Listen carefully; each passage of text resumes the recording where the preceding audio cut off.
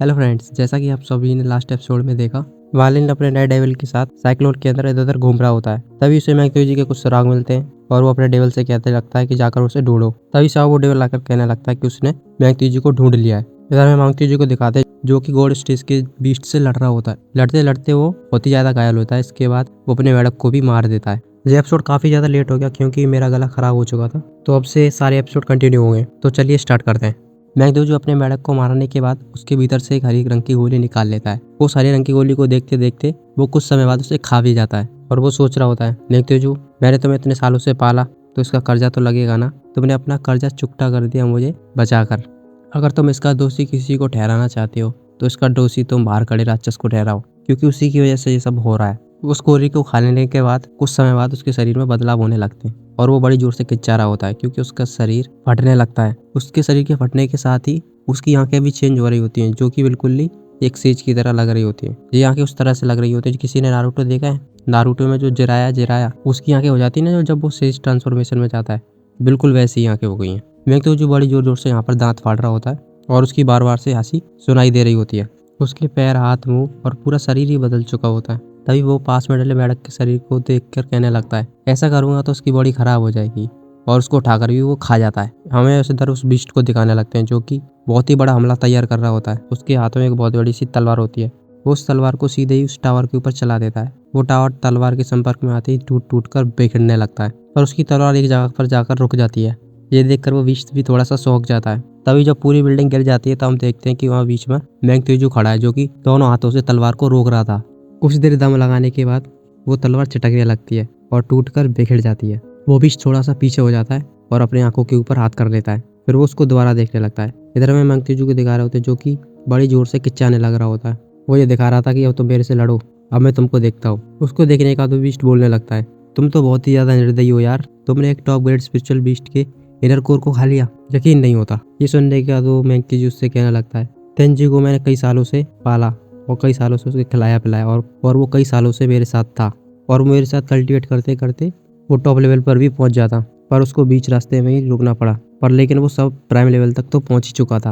अगर ये तुम्हारे लिए नहीं होता तो मैं तेंजी को कभी नहीं खाता।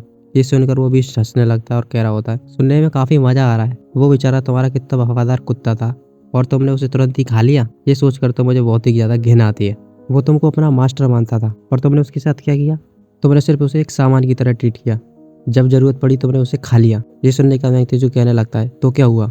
अब वैसे भी इन सब बातों का कहने का कोई भी मतलब है नहीं। फिर इसके बाद वो वहीं आसमान में हल्का सा बैठ जाता है और अपनी बहुत सारी स्पिरिचुअल ऑरा को कलेक्ट करने लगता है। वो कह रहा होता है, अब मैं भी गॉड के ग्रेट परफेक्शन स्टेज में पहुंच चुका हूँ। चलो हम दोनों लड़कर पता लगाते हैं कि कौन सबसे ज्यादा ताकतवर है।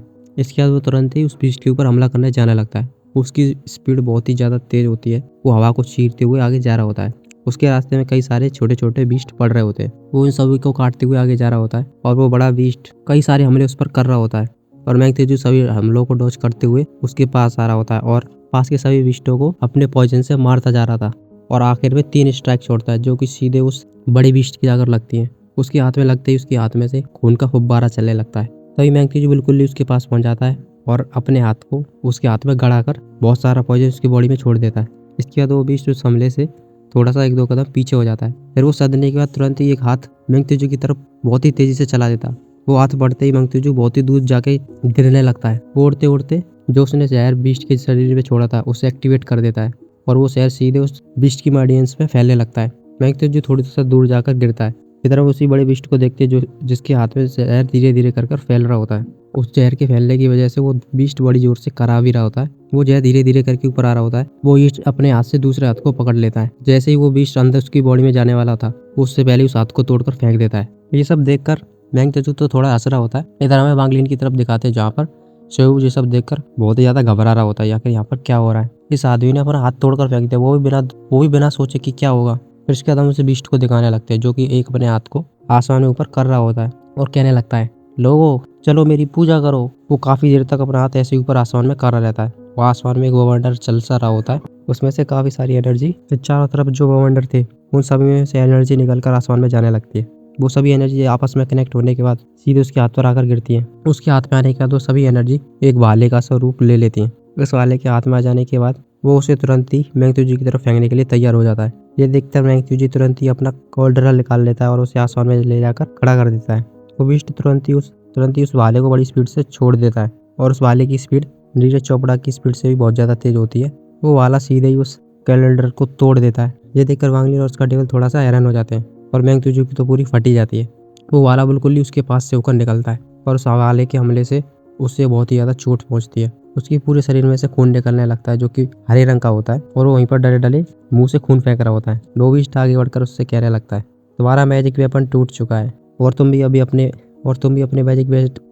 अपने मैजिक वेपन के साथ मर सकते हो। फिर उसके बाद वो अपने सीधे हाथ से उसको पकड़ने की कोशिश करता है।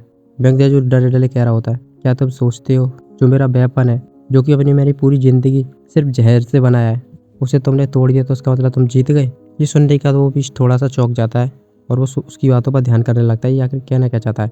तभी वो अपने आसपास देखता है कि जो कौंडल उसने अभी तोड़ा था उसमें से काफ़ी सारा जहर निकल रहा होता है जो कि उसके शरीर में धीरे धीरे करके घुस रहा होता है। वो भी तुरंत ही पीछे होने की कोशिश करता है पर ऐसा करने में काफ़ी देर हो चुकी होती है क्योंकि उसमें से बहुत सारा जहर उसके अंदर जा चुका होता है। ये देखकर मैंगत्यूजी बहुत ही ज़्यादा खुश होने लगता है और तुरंत ही कहने लगता है, तुम्हारी वजह से तेनजियो को अपनी जान गंवानी पड़ी, तो मैं ये चाहता हूँ कि तुम कुत्ते के पिल्ले उसकी जान का बदला अपनी जान देकर चुकाओ। फिर उसके बाद वो उसके शरीर में जो जहर घुस चुका था उसको ब्लास्ट करने के टेक्निक को ऑन कर देता है। वो जैसे ही ऑन करता है उस बिस्ट के शरीर में बहुत सारे विस्फोट होने लगते हैं।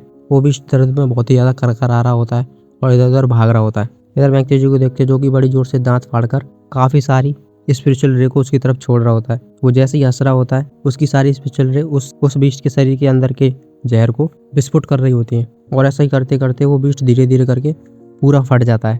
उस ब्लास्ट के विस्फोट होते ही वो सारा जहर इधर उधर फैल जाता है और उस जहर के संपर्क में जो भी बीस्ट आ रहे थे वो तुरंत ही जमीन पर गिर रहे होते हैं।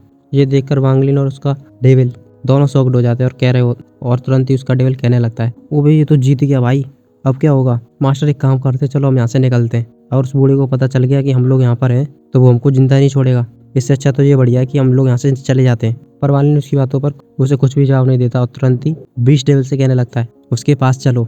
जी सुनते ही वो डेविल और ज़्यादा परेशान हो जाता है और कहने लगता है, क्या तुम पागल हो चुके हो? इधर में उस मैंगत्यूजी को दिखाने लगते हैं जो कि वहीं जमीन पर डला होता है। वो वापस से अपने उसी रूप में आने लगता है। वो जैसे ही अपने वापस से उसी रूप में आ जाता है वो काफ़ी सारा खून जमीन पर फेंक रहा होता है। उसे ऐसा सब करते देख वांग लिन देख रहा होता है। उसकी ऐसी हालत देखने के बाद वो कहने लगता है, मेरी कल्टीवेशन के हिसाब से हमें आगे जाने में बहुत ही ज़्यादा खतरा होगा, पर हमें कोई ट्रांसफॉर्मेशन स्टेज के कल्टीवेटर का ट्रीजर मिल जाए तो इस तरह से हमारे बचने के और ज़्यादा चांसेस बढ़ सकते हैं। ये सुनने के बाद वो डेविल उससे कहने लगता है, क्या तुम पागल हो चुकी हो? क्या तुम्हें दिखता नहीं है कोई वो ट्रांसफॉर्मेशन स्टेज में? अगर तुम उससे कुछ चुराना चाहते हो तो मैं तुम्हें बता दूं, बेशक वो तुम्हें मरा हुआ दिख रहा है पर तुमको मारना उसके लिए सिर्फ एक चींटी को मसलने जैसा है और कुछ भी नहीं। ये सुनने का वांग लिन उससे कहने लगता है, हाँ वो ऐसा कर सकता है और ये तो मुझे करना ही पड़ेगा, क्योंकि अगर ऐसा मैं नहीं करूँगा तो मैं मर जाऊँगा, इसलिए तो ये तो मुझे करना ही पड़ेगा। फिर मैं मैंगत्यूजी को दिखाने लगते हैं। उसकी कुछ ही दूरी से बहुत सारे बिस्ट इकट्ठे होकर उसी की तरफ आ रहे होते हैं। उनको देखने के बाद तुरंत ही मैंगत्यूजी वहाँ से उड़कर जाने लगता है और उड़ते उड़ते हुए जाते हुए कह रहा होता है, तुम सिर्फ एक पिल फॉर्मेशन लेवल में पहुंचे हो और मुझसे लड़ने की कोशिश कर रहे हो। ऐसा लग रहा है मेरे पीछे काफ़ी सारे बच्चे पीछे पड़ गए। वो आसमान में उड़कर जा रहा होता है तभी अचानक से उसका पैर एक स्पिरिचुअल रस्सी से पकड़ जाता है और उस स्पिरिचुअल रस्सी से पकड़ने वाला आदमी कोई और नहीं बल्कि वांग लिन होता है। उसको देखने का दोस्त से कहने लगता है, तुम? जैसी डेविल देखता है कि उसने उन लोगों को देख लिया है वो चीखने लगता है और कह रहा होता है, लगता है वो मरने वाले, अब तो हम गए। वो डेविल दोबारा से उड़ के देखता है कि वो मैंगत्यूजी जो है वो ऊपर आसमान में नहीं उड़ पा रहा था। वो मैंगत्यूजी वांग लिन से कहने लगता है, तुम्हारी इतनी हिम्मत तो मेरे साथ ऐसा करोगे? वांग लिन उससे कहने लगता है, तुम्हारे दिए का तेल बिल्कुल भी खत्म हो चुका है और तुम्हारा दिया अब बुझने की कगार पर है, तो तुम एक काम करो, जल्दी से बुझ जाओ और उसमें से जो घी बचे वो मुझे दे दो। उसके बाद वो सभी बीस्ट तुरंत ही आकर उस मैंगत्यूजी को घेर लेते हैं और वो धीरे धीरे करके उसको खाने लगते हैं। वो लोग उसको खा ही रहे होते हैं तभी बीच में से वांग लिन अपनी स्पिरिचुअल रस्सी से उसके सारे सामान को खींच लेता है। वो बीस्ट तुरंत कुछ ही देर में उस मैंगत्यूजी को खाकर बिल्कुल खत्म कर देते हैं। वांग लिन मैंगत्यूजी के सभी सामान को अपने पास ले लेता है और अपने पास उन्हें रख लेता है। पर उन सभी बीस्टों को वांग लिन की लोकेशन पता चल जाती है। उसकी लोकेशन पता चलते ही वो सभी बीस्ट तुरंत ही उसकी तरफ आने लगते हैं। ये देखकर डेविल घबराने लगता है और कह रहा होता है, लगता है अब तो मरने वाले, तुमने तो बहुत ही अच्छा काम किया, देखो उन लोगों ने हमें ढूंढ लिया।